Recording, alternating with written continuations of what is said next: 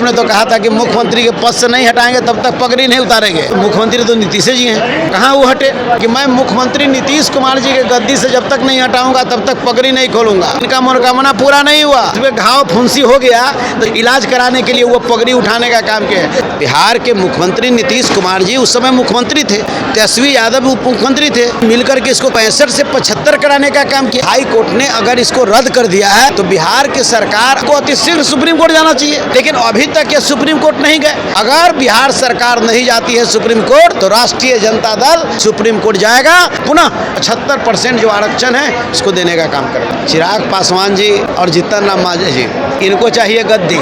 हमेशा ये गद्दी की राजनीति उन्होंने किया है। चिराग जी के पिताजी को भी मौसम वैज्ञानिक के रूप में लोग कहा गया है। जब संविधान पर खतरा नहीं है तो यह देश के तमाम एमपी जो है कि पार्लियामेंट में संविधान आज भी लेकर के आईना दिखाने का काम करता है। संविधान खतरा में नहीं है तो कट ऑफ मार्क्स खत्म हो गया, प्रोन्नति में आरक्षण खत्म हो गया, उच्च शिक्षा में 200 रोस्टर तक खत्म हो गया, बैकलॉग खत्म हो गया। केंद्र की जो सरकार अभी बनी है वो चंद दिनों का मेहमान है। 75% जो अति पिछड़ा और पिछड़ा को मिलने वाली आरक्षण को पटना हाई कोर्ट ने रद्द कर दिया, उसको लेकर क्या कहें? देखिए, कोर्ट उठ पर हमको बोलना नहीं है, लेकिन ये सरकार पर हमको कहना है कि आपने ही इसको बढ़ाया था। आप मुख्यमंत्री थे, बिहार के मुख्यमंत्री नीतीश कुमार जी उस समय मुख्यमंत्री थे, तेजस्वी यादव उप मुख्यमंत्री थे। तेजस्वी यादव जी ने मिलकर के इसको कराने का काम किया कि 65 से 75 कराने का काम किया, और आज के डेट हाई कोर्ट ने अगर इसको रद्द कर दिया है तो बिहार की सरकार अगर चाहती है कि मेरे किए हुए 75% आरक्षण रहे तो इनको अतिशीघ्र सुप्रीम कोर्ट जाना चाहिए, लेकिन अभी तक ये सुप्रीम कोर्ट नहीं गए। तो मैं अपने नेता आदरणीय तेजस्वी यादव जी को बधाई देता हूँ, जिन्होंने कहा कि अति पिछड़ा के हक के लिए, पिछड़ा के हक के लिए, दलितों के हक के लिए, मजदूरों के हक के लिए, अल्पसंख्यकों के हक के लिए अगर बिहार सरकार नहीं जाती है सुप्रीम कोर्ट तो राष्ट्रीय जनता दल सुप्रीम कोर्ट जाएगा और इस मजबूती से सवाल को उठवाएगा और उठा करके पुनः 75% जो आरक्षण है उसको देने का काम करेगा, दिवाने का काम करेगा। आपकी पार्टी हर वक्त और आपने संविधान खतरे में है के नारे लगाते हैं। दूसरी तरफ सत्ता पक्ष है चिराग पासवान जी और जीतन राम मांझी, वो कह रहे हैं कि संविधान खतरे में नहीं है, विपक्ष इसको झूठा अफवाह फैला रहा है। चिराग पासवान ने तो यहाँ तक कहा कि अगर संविधान पर कोई आंख दिखाएगा तो उसको हम आंख निकालने का काम करेंगे। तो ये देखिए, चिराग पासवान जी और जीतन राम मांझी जी, इनको चाहिए गद्दी। हमेशा ये गद्दी की राजनीति उन्होंने किया है।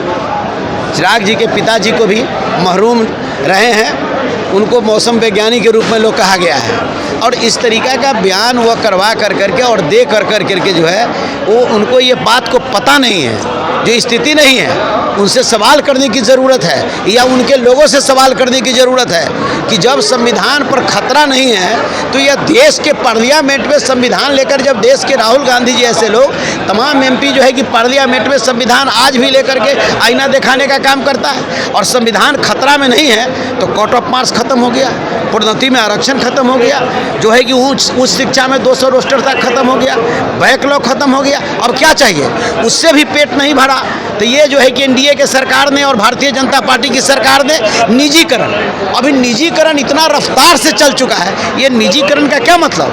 ये आरक्षण को ख़त्म करना, बाबा साहब भीमराव अम्बेडकर के संविधान को ख़त्म करना, बाबा साहब भीमराव अम्बेडकर का विचारधारा को ख़त्म करना, इसके लिए तमाम हथकंडा का अपनाया जा रहा है। और एक तरफ लालू प्रसाद यादव जी संविधान बचाने की बात कर रहे हैं, एक तरफ तेजस्वी प्रसाद यादव जी संविधान बचाओ, देश बचाओ की बात कर रहे हैं। इन लोग को बुझा नहीं रहा है। सुरक्षित से चुनाव, बाबा साहब का दिया हुआ आरक्षण से चुनाव जीत करके आते हैं और इनका अधिकार और ताकत खत्म हो रहा है, इनको पता नहीं है। तो ऐसे परिस्थिति में ये तमाम चीज़ें हो रही है। निश्चित रूप से आने वाला समय में इनको औकात में लोगों ने बताने का काम करेगा। सम्राट चौधरी ने कहा था कि जब तक मुख्यमंत्री नीतीश कुमार को सत्ता से बाहर नहीं करेंगे तब तक हम अपना पगड़ी नहीं उतारेंगे। हाँ, तो कुछ दिन पहले अयोध्या में जाकर वो अपना पगड़ी मुंडन कराकर अपना पगड़ी समर्पण कर दिए, क्या कहेंगे? तो अब आप समझ लीजिए, वो सवाल तो उन्हीं से पूछिए कि आपने तो कहा था कि मुख्यमंत्री के पद से नहीं हटाएंगे तब तक पगड़ी नहीं उतारेंगे। आपने तो मुख्यमंत्री तो नीतीश जी हैं, अब कहाँ वो हटे? उसने कहा है कि हमने आरजेडी के तरफ से थे गठबंधन में। नहीं, उनका भी विजुअल सब जगह चल रहा है और आप लोग भी चला रहे हैं। ये तमाम लोग कहते हैं कि मैं मुख्यमंत्री नीतीश कुमार जी के गद्दी से जब तक नहीं हटाऊंगा तब तक पगड़ी नहीं खोलूंगा, लेकिन इनका मनोकामना पूरा नहीं हुआ। जब ये देखे कि इसमें घाव फुंसी हो गया तो झूठ मूठ के जा करके अयोध्या में जा करके इसको ये घाव फुंसी इलाज कराने के लिए वो पगड़ी उठाने का काम किया है। अरे अपन घाव न ठीक करने के लिए वो पगड़ी उतारे हैं। मुख्यमंत्री तो मुख्यमंत्री है ही है।